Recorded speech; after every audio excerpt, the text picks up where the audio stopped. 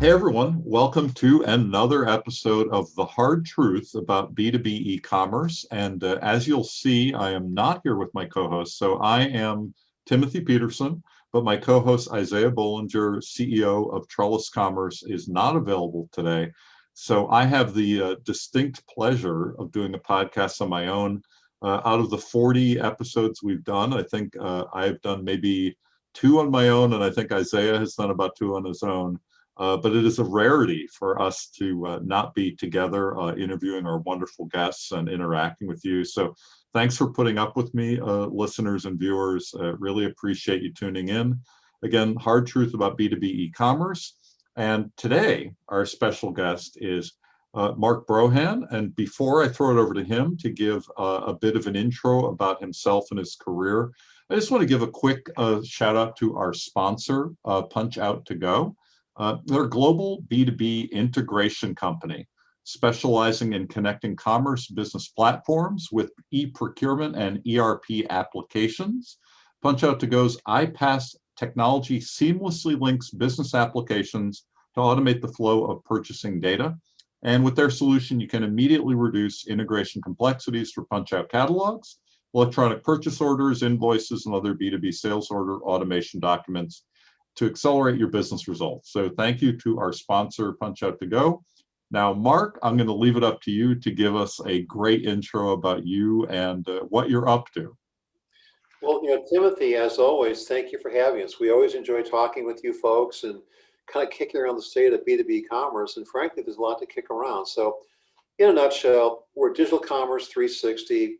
We're a news organization and a journalistic research organization, and we've been measuring both sides of e-commerce, B2C and B2B, for more than 20 years now. And so between my colleague Paul Demery and I, we write extensively and research the market on kind of what's happening with all things B2B commerce. And it's been quite a year. It's been quite a year. And guess what? As we dive into our content for this afternoon and then this episode, there is just a lot more to come, because it is not just changing times. It is like Fast Times at Ridgemont High on steroids. I love that. I really like that. I have that image in my head now. I'm going to have to go back and watch the movie again, but I have that image in my head. So it's our time, Mr. Hand. It's our time. So let me set this up for our listeners. Folks who have listened to many or all of our episodes know that we were fortunate enough to have Mark on as a guest last year. I think it was around June, perhaps. It was a while back, but last year. A lot has happened since. A lot of things that were unknown then are known now. We're in a different phase. We're recording this on April 16th of 2021. So we last spoke in summer of 2020. So let's just kind of set things up there for a start. So since summer of 2020, what sort of things do you want to bring up for our listeners? Well, I think I think to go straight to the heart of the matter is that, whether you are a manufacturer, a wholesaler, a distributor, a B2B organization of any size, a marketplace, you're a technology provider to the market, you have never seen, and probably will never see again, a market quite like this with current conditions. What I'm talking about is this. When we last visited, companies, that was last summer, so companies were just getting past the emergency turn to, the entire office, and in most cases working from home, the fact that, branches and physical locations and physical sales channels and distribution channels were shut down because of COVID, or, they were just beginning to get a handle on how serious the disruption in the supply chain was. So, frankly, they were just coming out of crisis management, and coming to grips with the fact that across the board, in all walks of life, a lot of verticals, that suddenly everything became digitally driven. Customers still had to do business. They're at home. they wanted the same experience that's rooted in B2C and Amazon buying, like the one on the job. And so that became and remains effectively a pandemic generated C-force that has changed the face of multiple types of B2B commerce, digital sales, digital technology forever. And it runs the gamut. It's big to small. It's vertical to vertical. It's back end to front end. But there are several ties that bind, and one of which is this. 2021 for a lot of B2B sellers and buyers is just frankly much more complicated than it was even just a year ago. And a lot of companies are trying to figure out, they're still trying to figure out what do they do. Yeah, they get it. They hear podcasts like this. They may click on our newsletters, read our website, and they see, tsunami coming, tsunami here, get ready, futures digital, so on and so forth. Man, that's easy to pack into a headline and a deck, but the fact of the matter is, the landscape was permanently altered and accelerated, and it's not just a question of putting up, the right website. It's more complicated than that. B2B has multiple sales channels. You mentioned e-procurement. It's been a bumper year for punch-out and e-procurement.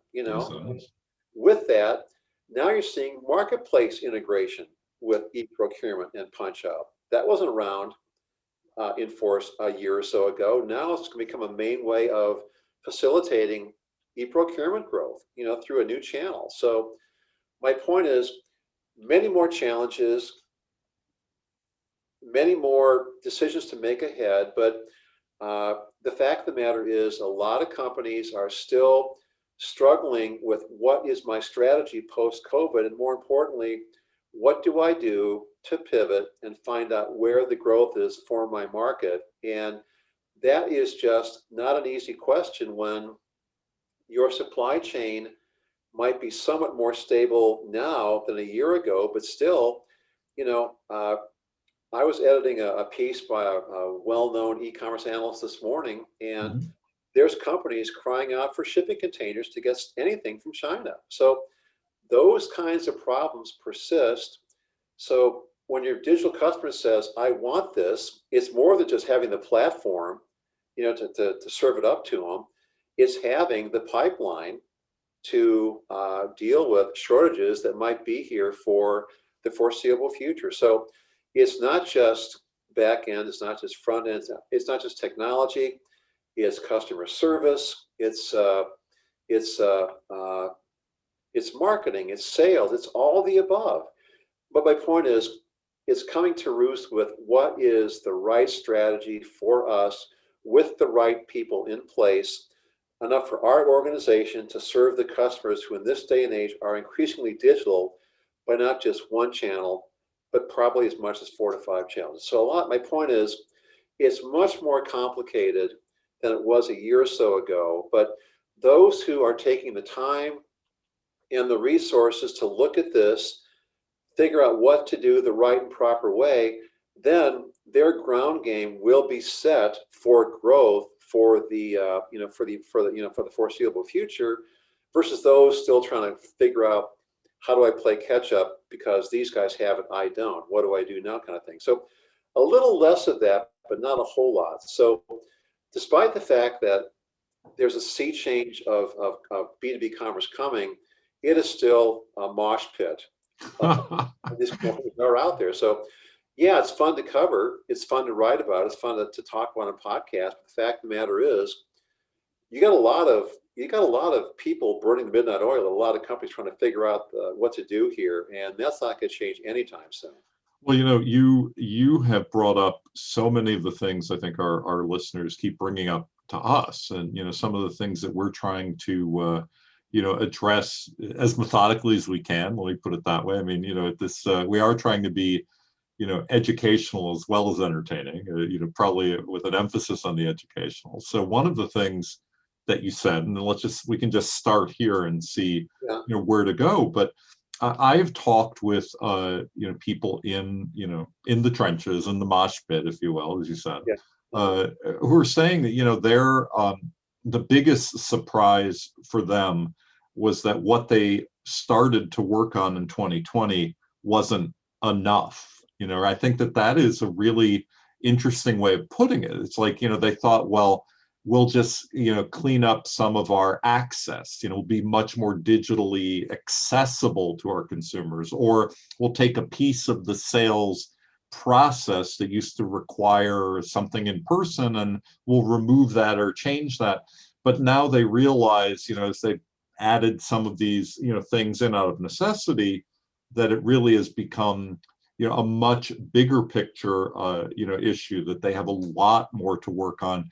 As you said, it's supply chain. It's addressing their consumers in the way that the consumers want to be addressed, how they want to be connected, how they want to transact, how they want things delivered, how all of these things, right? So once they opened up the door, or Pandora's box, once they opened the box, now everything is flying out in all directions, and it's overwhelming. Maybe that is, again, if I could use one word to describe it, a lot of folks have said, it's just overwhelming.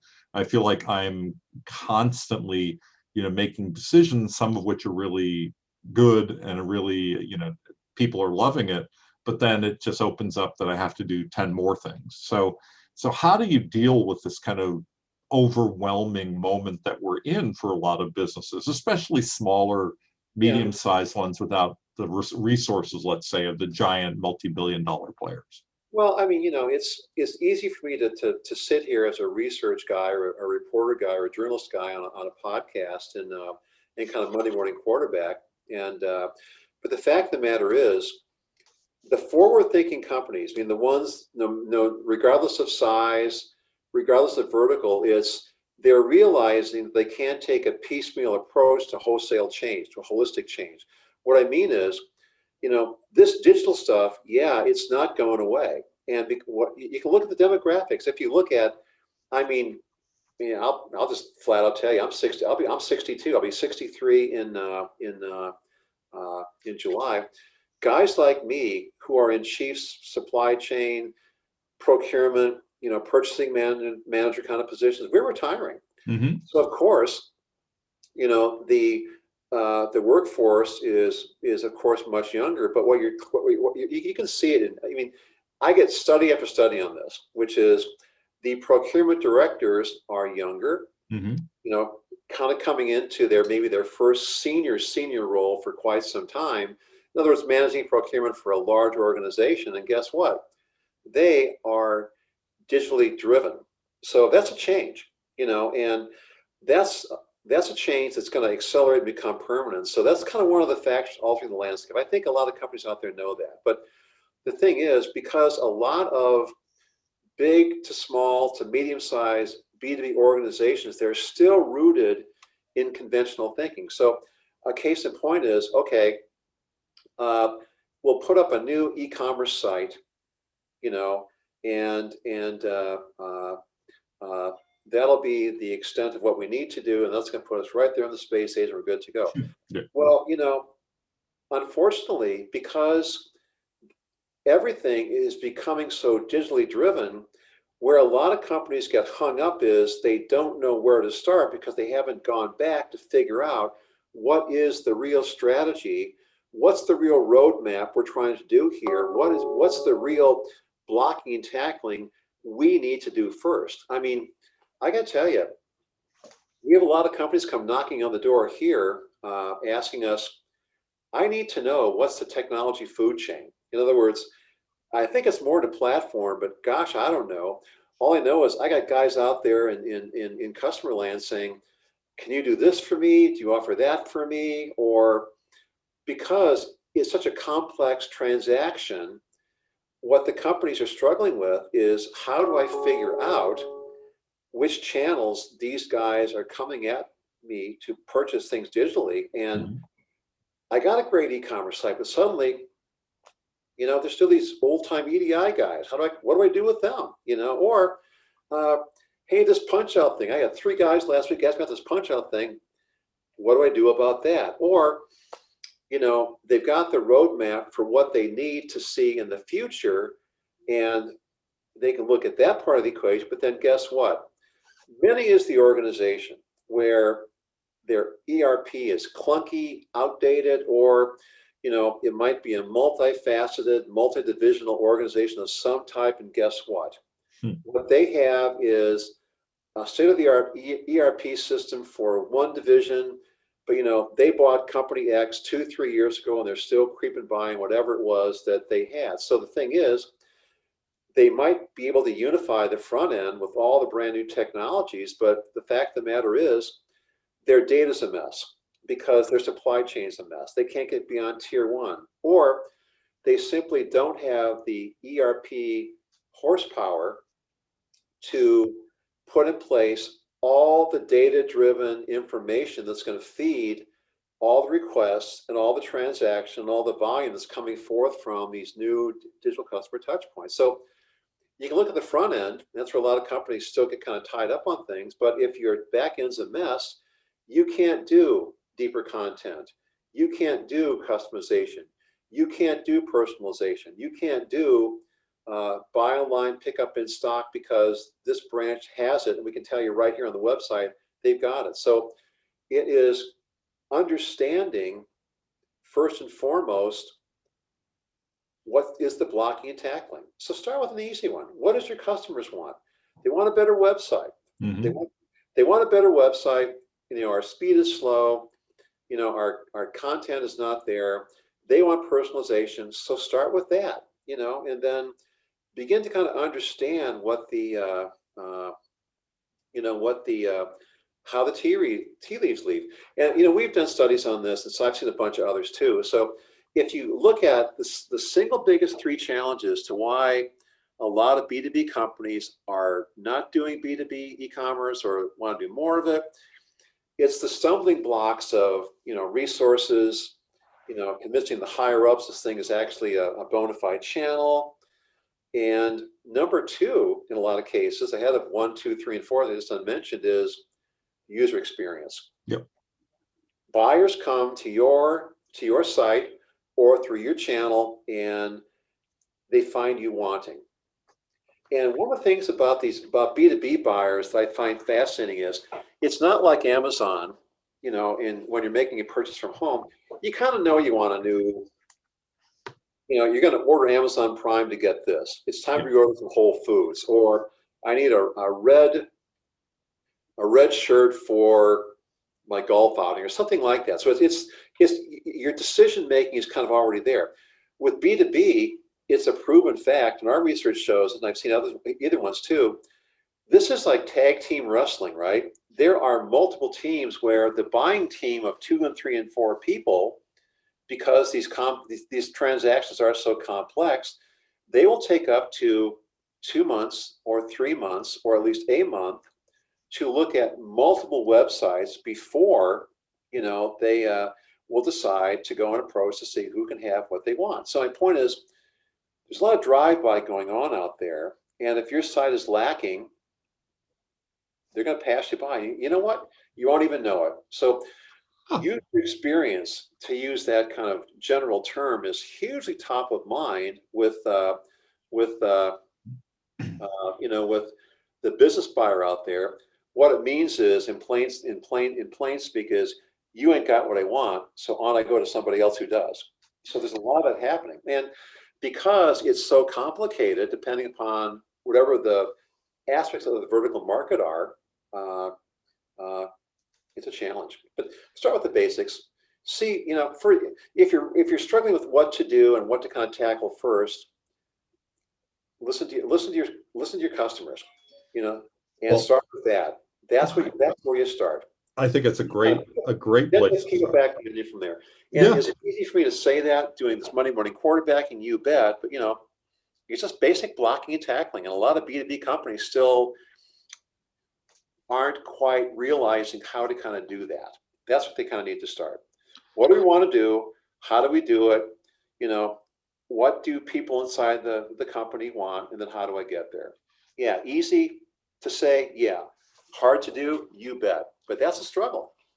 So a couple observations on this, and let's just see if we want to dig in a little more. So let's talk a bit more about user experience. So the classic way, let's say in B2C e-commerce, is now talking about customer journey mapping and really understanding every single phase of the journey from awareness all the way through consideration to conversion, and then beyond, to loyalty and advocacy. So when you have the B2B journey, it's more complicated, as you're pointing out. It's more complicated because there are more people involved. The customer is not necessarily one person. It's a variety of people at different stages of that journey. So I'm going to throw out just one idea I heard from someone who is working on this in their B2B e-commerce operation, just to see if this is interesting or this might be a jumping off point. So you're probably aware, and our listeners are aware, there's a social platform called Clubhouse, right? Clubhouse is basically just it's audio social media, right? People are chatting out loud in these audio settings in rooms in this social platform. So instead of typing something, you're talking in this room. So one of their ideas to kind of assist people in their journey as customers in B2B was to offer the opportunity to talk in groups with a salesperson. So it wasn't a live chat that's one-to-one. It is the idea of opening up a room where multiple people from multiple places can chat on an e-commerce site for B2B, so that you can help complete the transaction or help move the transaction further along. So, it's an idea. I don't even know if anyone has done this yet live anywhere, but it's a kind of thing I think that feeds into what you're saying here. It's like that experience needs to be worked on B2B in a way that it just hasn't been yet, or people haven't been able to yet. Well, that's a great idea. If you come across anybody doing that, let us know. We'll do a story on it, because that's a great idea. I will let you know. I can't mention their name here because I didn't ask them, so I will let you. We're used to that. Can't talk about it. Well, but I will let you know. I will let you know. But, you mentioned the customer mapping, if you will. So it's rather one channel in B2C, right? Mm-hmm. Because it's a retail transaction. Multiply that by customer mapping across 4 different digital channels that could go this way, that way at any given moment, depending upon the organization, and you can see why it becomes so convoluted and complex to kind of figure out what are the buying needs for my customer out there. But increasingly, kind of what you're finding here, and this is something that's been kind of interesting too, that the pandemic has driven, which is, we write about e-commerce and B2B commerce, which that's a definition, which is the transaction, the automation of the transaction to, go to a website, find what you want, choose it, and then pay for it as you want. But that's a rather simplistic definition of e-commerce. What's happening is all this is being driven by this whole sea change where e-commerce becomes the central focus point of basically much more digitally driven technology. And here's 2 key examples of it. So for instance, MSC Industrial, we write with them quite a bit. Yeah. They came up with kind of this really, they do a lot of metalworking stuff, right? Dealing with factories and drill presses and lathes and that type of thing. And what they did was they came up with this tool that's going to help a tool and die maker figure out what is the precision drill they need with the specifications they need to do a job, as opposed to having to kind of like retool it, manually or using a lot of processes. So the transaction component of this, well, if you need like a new something for this job, you can get it from MSC. But the point is, what they're doing is they're taking the commerce part of all this and making it into digital technology that helps the core customer become a better company, but it's tied to e-commerce. Mm-hmm. And there's a lot of it going on. Another example is a lot of engineers have more access to more things e-commerce these days than perhaps ever before, because there's a lot of new commerce components being taken to, like CAD CAM drawings, where you're living within these big schematics of things. It used to be back in the day, blueprints, but now my point is, these are all digital tools that are happening all across manufacturing, all across walks of life and B2B of any sort, but it's being tied to a commerce platform. So commerce is kind of the enabler of that, but the broader value-added service, like with engineering or what I was talking about MSC, that's how the technology is evolving straight into what a customer does for a living, and trying to enable what a website does to enable the customer to become a better customer. In other words, we're going to service you and tell you what you need. More value add is the point. So, did the technology roadmap get a whole lot bigger and a whole lot messier? It will. But, much of the legacy stuff is still around, and it's going to be for a few more years. But you know what?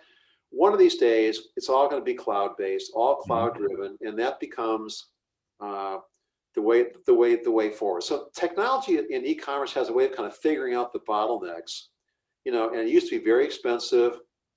Then along came APIs. So a guy who does 50 grand can have the same experience that $1 million website used to have. Okay.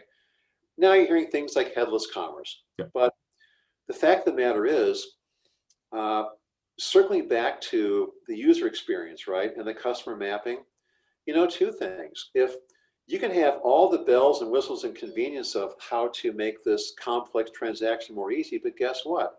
If your product content is not there, if your product details are not there, if the specifications are not there, or if you can't offer a good recommendation to fit the needs of a guy who's got a need for a 3/4 screw that does this in some kind of complex piece of machinery, it's not going to bother with you. So where do you start? You start with making sure that you've got good product data feeding into whatever you may do with dealing with the complexities of. I mean, you can't have any kind of complex custom transaction ordering process if you don't have a PIM in place. That's so there's a lot of PIM, project information management. That's a huge thing. That kind of goes to the heart and soul of the user experience, because that is getting your data and your product data into a cleaned up version. And so, I mean, this gets messy. I mean, bright minds figure it out, and they burn their oil to do it, and they figure out how to do it, and that's what drives U.S. business. But I'm telling you, it's messy out there. It's going to be messy for a long time to come. And I'm going to come back. I really want to address the mess, in a way. That's kind of the way that I was talking about this with Isaiah and with some others. It's like, what do we want to do? We want to address the mess, right? I mean, it really is core to so many things going on. But we were comparing this also in a separate conversation to kind of the arc of things for B2C. And again, I always think like this because I've been involved in both. It's like, well, where are we in that arc versus in this arc? And of course, it's different, right? I mean, that's another thing, is that just recognizing that it's not the same. So you can't just do the same things. But it's also interesting that for B2C, you had these moments, like you had the moment, the dot-com boom and bust right around 2000, 2001. And then you had the moment, right around the birth of the smartphone, which is also the financial crisis in 7, 8, 9, right? And then you have the moment that we're still kind of in the tail end of the birth and the explosion of social, right? So you kind of go from the original dot-com, moment to this incredible like smartphone boom to what really happens with social media, right? And so B2C e-commerce has ridden out all of these waves, changed dramatically, addressed a lot of these things. You know, a lot of places didn't make it. You know, they weren't able to address all of this, but a lot of them rolled with it and figured it out. And now consumers, it's a whole generation, right? It's 20 years of consumers, you know, since from that dot-com boom and bust till now, right? So here we are at this particular moment in B2B, and, you know, COVID did whatever it did, like to spur things, right? To make things kind of accelerate, and thought processes and technologies, and all of these things are, you know, changing and conspiring. But really, it's almost like I see an arc, you know, that we're at the early stages of here. And, you know, we're going to revisit it in X number of years and the next number of years to say, okay, B2B has gone through all these phases in the same way B2C did. Do you see it, you know, like that? Because that's kind of the way that I was discussing it with some others. Well, it's very interesting that you had mentioned that, because I sometimes wonder if I'm too long in the tooth or been around this stuff too long, but I'm still here. And what I'm finding is, I mean, on a personal note, you know, I founded Internet Retailer Magazine way back in 1998. So, Mhm. and then I did our B2C research for 15 years. And my point is, I was there observing, you know, the rise of Amazon. I was there observing the rise of the first double-digit growth of B2C commerce. Sure. I was around for chronicling, you know, the dramatic impact that the financial crisis had on this stuff. I was around for I remember when QVC rolled out their first mobile commerce site in late 2007, and you saw how fast that changed things. Mhm. By mid 2000 to the end of 2009, that's how fast a lot of people were rushing out there to you know, to put in place some kind of first generation mobile commerce site. Next big thing was tie an app to the mobile commerce site. So my point is, I've been around for long enough where I can see the entire history and line of change for B2C commerce. So even though I like to say that the only thing that B2B and B2C has in common is just the common phrase e-commerce, Hmm. you can indeed see parallels between the timeline evolution, e-commerce B2C, and history kind of repeating itself in B2B. And a prime example is is uh, is uh, marketplaces, right? So 2 years ago, they were cooking along pretty good, and they were on a nice little solid rise, and, you know, so on and so forth. Well, in this is what happens in e-commerce, right? Along comes Amazon, and thump. Next thing you know, Amazon Business is proclaimed to be, and frankly is, the largest industrial MRO on the planet now, and Mhm. they changed the dynamic.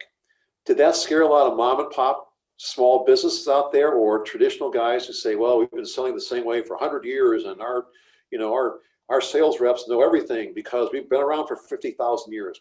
Guess what? You know, Yeah. it changed the dynamic. So you're seeing that. The other thing is marketplaces, because marketplaces became this hugely accelerated uh, B2B e-commerce channel, because when branches shut down, and when other traditional outlets shut down, for the first time, companies that never heard of a B2B marketplace in their lives, their corporate lives, suddenly were turning to marketplaces trying to find stuff. A key example, uh, healthcare supply is notoriously inbred. In Mhm. other words, it's big enterprises buying from the same established line of customers, and so healthcare is kind of a world unto itself.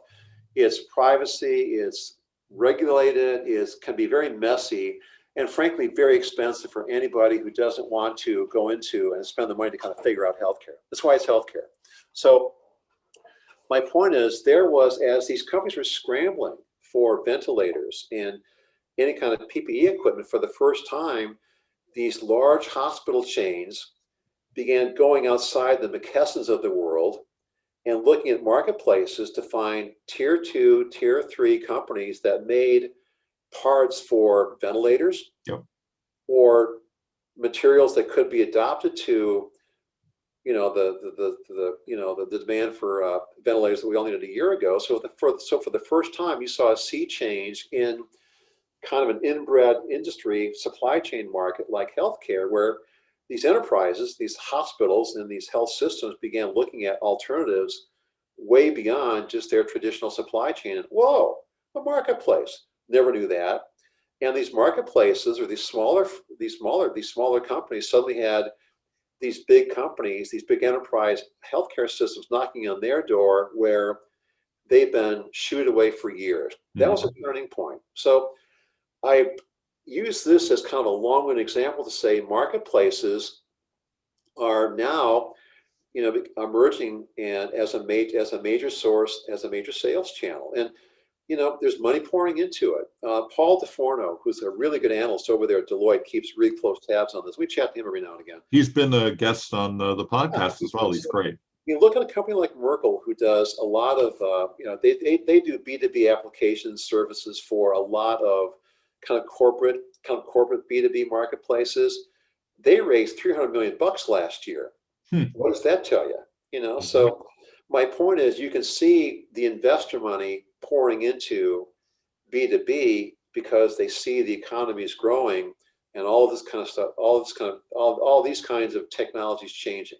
So yeah, I mean, I think my point is, it's a pivot point on the history line. Yes, exactly. So we are thinking some of the same things here, because and it's interesting that folks are in conversation or bringing this up too. It's like, well, wait a minute, where are we in this? Like it's not just COVID, right? It means that there are a whole variety of other things that are being addressed, at this time. And the marketplace is a really, really, wondrous area to just dig into and to think about. I mean, I was having another conversation again, and I'm always talking with people in B2B, and they were talking about, like, people use all of these terms, and I don't know if I like them so much, but it's kind of like that disintermediation, term that people used to use about, B2C. It's like, breaking down the barriers so you can be direct to the consumer.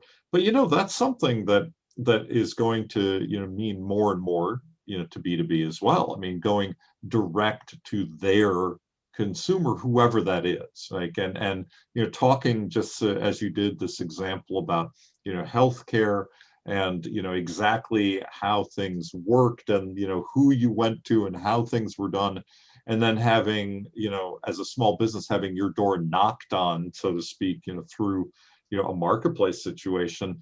It is a complete, sea change. I mean, these are the kinds of things that I don't know if you could have envisioned this a few years ago. Would not have been easy or possible, for a lot of folks to have that kind of access. And yet today, well, it's started, right? The process has begun, and now I think people are going to continue to see, how else they can expand on it, what needs to get chipped away on, what is, what's open, what can we do? It's like, when you talk about insurance and how consumer, insurance and that more direct relationship, or, vehicles and all the trouble that Tesla had just trying to be more direct, as opposed to the whole dealer relationship that's been, entrenched for over 100 whatever years. And, Carvana, if you want to stay in the auto space, and how. Well, it's funny you should mention that, because our founder and my mentor, Jack Love, who is still with us, he's our chairman.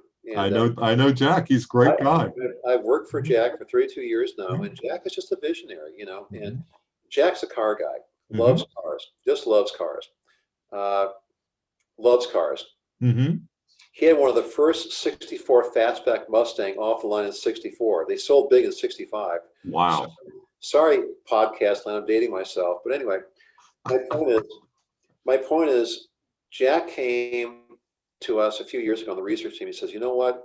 He goes, I want you to do a big in-depth report on automotive e-commerce. So we did. We dived into it. It was a lot of fun to do. I love doing those kind of research projects. And my point was, that was pre-COVID, right? So you had the Carvanas, you had, eBay Auto, who's been doing it for like close to 20 years. You had a lot. You had Vroom, I think. In other words, there were a lot of startups that were kind of going after the used car market, and and getting like billion-dollar IPOs out of it. So it's kind of fun to cover. And then Tesla, the direct model, and then so on and so forth. And then you had a couple of. We did a survey of the 50 top dealerships to kind of figure out which ones truly had some kind of true end-to-end e-commerce component versus just like an extended selection process. And then they try and get you in the showroom. And there was some of that going on. But, the conventional thinking was like groceries were, which is, oh, you'll never sell groceries online because people just buy food. They'll never change. Mm-hmm. Or, these ancient 100-year-old dealer laws that protect, one guy to say, well, it's always going to be driven to the dealership. Well, guess what? Along comes the pandemic. Figure out that one. Out you go. So look at how rapidly one of the last bastions of B2C, automotive retailing, quickly converted to an all e-commerce equation because that is what the customer wanted. Yep. And people wanted cars last year, right?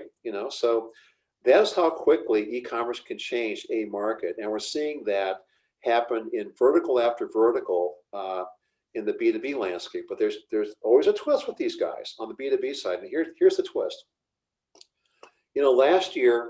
Last year, the B2B e-commerce market across all the channels, and I call that e-commerce websites and apps, e-procurement, and anything that's kind of online component of that, grew by 10%, right?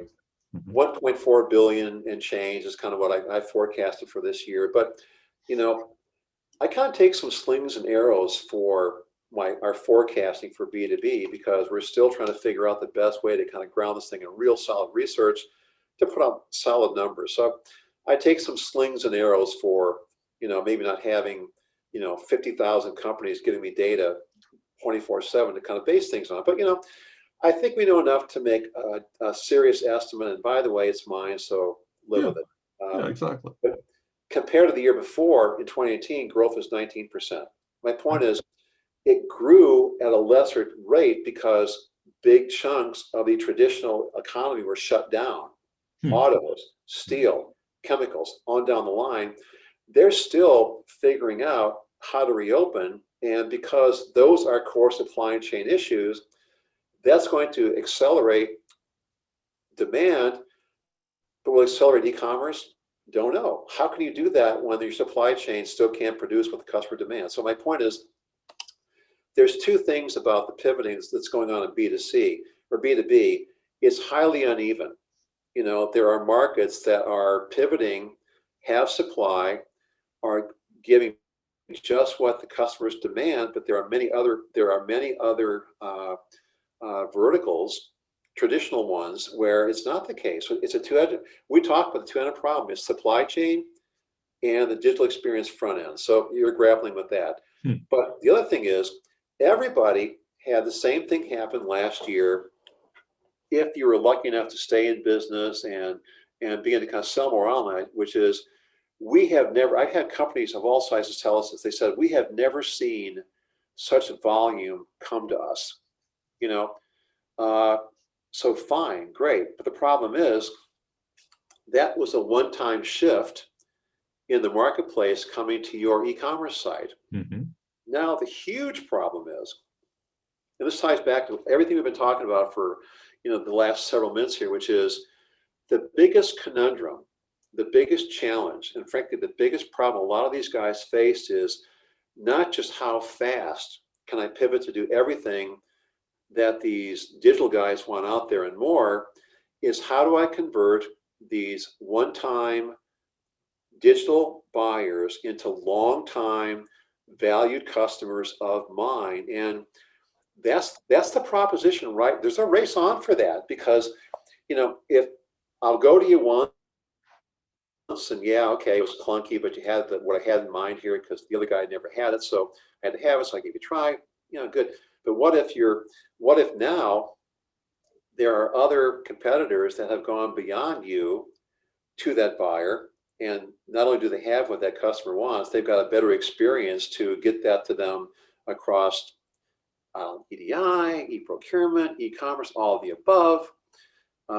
Guess who's going to get the business? Yep. So the race is on to convert first-time buyers into loyal customers, and that is pretty fundamental, as it were. So if you want to figure out and not get overwhelmed by the whole challenge of all this, you figure out the first one, which is what do we do right here, right now to turn our best customers into remaining our best customers, or turning these first-time buyers into the next generation of what's going to keep our company going. Yeah, easier said than done, but that's the fundamental issue these guys are wrestling with. But a lot of them get caught up in the weeds trying to figure out all the parts of the food chain when they should be kind of looking at who's the guy you got to keep happy out there, you know? So, it's interesting because there's a whole, basket of things that people have done in B2B, just really on that interaction side with consumers. They're consumers for a long time, and they're still keeping some, and they're not adding others. And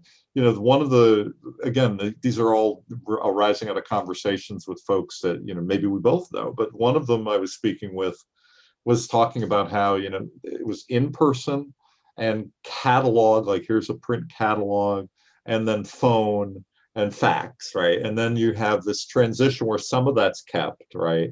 The phone maybe, and interaction with a human being.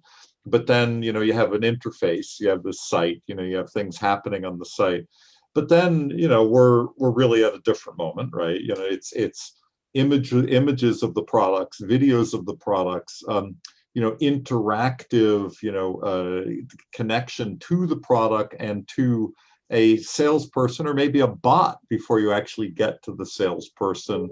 And then, these live chat situations. And then, the next piece of that puzzle, of course, is you have not just contact forms, that people used to just fill out all the time online and wait, but you have SMS, you have text, where you're maybe expecting, it's like, well, we'll get back to you in the next 30 minutes with answers to your questions if you do this, right? So I've seen all of this mixed bag where some people are hanging on to the oldest and the most personal, the most direct of these, and others are really saying, we'll text back to you answers to all your questions to retain you as a customer and to make sure that everything is going to be moving ahead, right? So it's kind of like anywhere on that spectrum that a business could be at this point.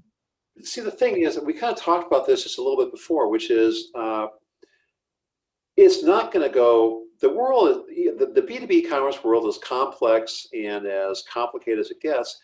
It's not going thoroughly everything electronic commerce in one day. My point is electronic commerce, I'm convinced, and we're convinced, is the driver of all the new digital technologies that's going to be the way forward for companies of all sizes. I mean, the cloud's changing things. Headless commerce is changing things. API changed things. So my point is, what does e-commerce do the right way? It gives the sales guys a better way to make their job more efficient, more straightforward, get faster answers, and frees them up to basically sell. So you become more advisor as opposed to, hey, here's my pad, give me what you want this week kind of thing. So that's how the world's changing. But that change will not come easy for a lot of organizations, and it's going to be a hybrid for many years. My point is, this industry loves buzzwords, omni-channel. That is true. That is true. Yeah, I know. There's always a flavor of the month with this stuff, right? And the marketing guys with all these companies love to pick it up, right? And sometimes the marketing language is so obtuse you can't tell what a company does for a living anymore. But I digress. My real point is that e-commerce and the e-commerce website is the facilitator of everything that is going to digitally enable your customer to find you, whether they want to do that by the branch, on the website, or something else in between by distant channels. So the thing is, e-commerce and on the B2B side is the tie that binds. It's all flowing into the e-commerce side. That's the hub here, and all the spokes that go off that hub. Commerce enabling the sales force. Giving the people in the branches more access to digital things, or aisle pick, buy online, pick up, that kind of thing. That's the sea change here. So eventually, that becomes the new way of the world. And one thing about e-commerce is technology. E-commerce technology changes in a blink. So my point is, what's expensive today becomes very sophisticated, very fairly priced tomorrow. So it's not a technology issue. Mhm. It's a strategy and a business process and a planning issue. That's the disconnect with with the with the marketplace. So one of the things, and I know we're covering a lot of ground here, but we hear quite a bit about, I can't find the right e-commerce talent out here, to kind of make this work, if you will. Well, then you know what? You're probably not gonna. You're probably not going to, because for a lot of people, and people love to job jump in B2C. E-commerce is I've lost track of how many companies some guys have worked for. Just Sure. it's just the nature of the beast, right? So my point is that if you can't hire them, train them. Yep. Do it your way. The technology is there. The ubiquity is there. Just like my friend Dave Garvey over there, State Electric. They've been around forever. And Dave, was basically kind of an early proponent of e-commerce, and been there 40 plus years. And the CEO said, well, guess what, Dave, you're in charge of e-commerce, and it took Dave 3 iterations of e-commerce to get what they do in lighting just right. But, they figured out how to do it themselves. Mm-hmm. They put the team together. They trained the team, they built the team. They developed the processes within their company over many, many years. Serious thought thinking, serious resource provision, but they did it. So my point is, it was never technology with them. It was never that thing was, we have to kind of go and hire and bring it in. The fact of the matter was, they had to kind of dig in, figure out what they wanted to do, make a plan to do it, and realize that they're not going to get there in day one or probably 1 year. It's going to take them multiple iterations to get there. And today, they've got everything they want to and more. And Dave will tell you that, during the pandemic, I think their e-business was up across channels 40%. But it took them a long time to get there. And we've told Dave's story many times. My point of the matter is, there's a lot of Daves out there just like that. That it begins with internal planning and figuring out what do we need to do. Who's the team that we have that we can put in place across multi-disciplines and organizations, kind of make what we think we want to do into a viable strategy. Go out, try it, doesn't work, back to the drawing board, off we go again. That's called e-commerce. That's going to be the way of e-commerce from now until I'm way past retirement, so. Well, we only have a few minutes left. The time has flown, and I think that's a great sentiment to kind of help us wrap things up. I mean, really, it's I'm looking at it from a couple different angles, but one of the ways I would put it is, you can't make an excuse. You really have you can't say, wait, I need to wait to hire the perfect person, or do the perfect thing.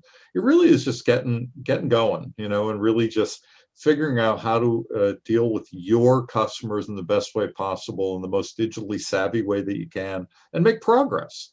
Just make some progress. I mean, because if you don't, you'll end up not being around, perhaps, by the time we have another anniversary conversation. So I really want all of our B2B listeners and our viewers to just think about that. Think about the things we've discussed today. Just really look ahead, but really plan for tomorrow. So Mark, I'm going to give you some of the last words here. I'll end on this note.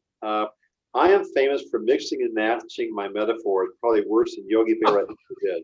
So here's 2 of them. Rome wasn't built in a day, but start building Rome.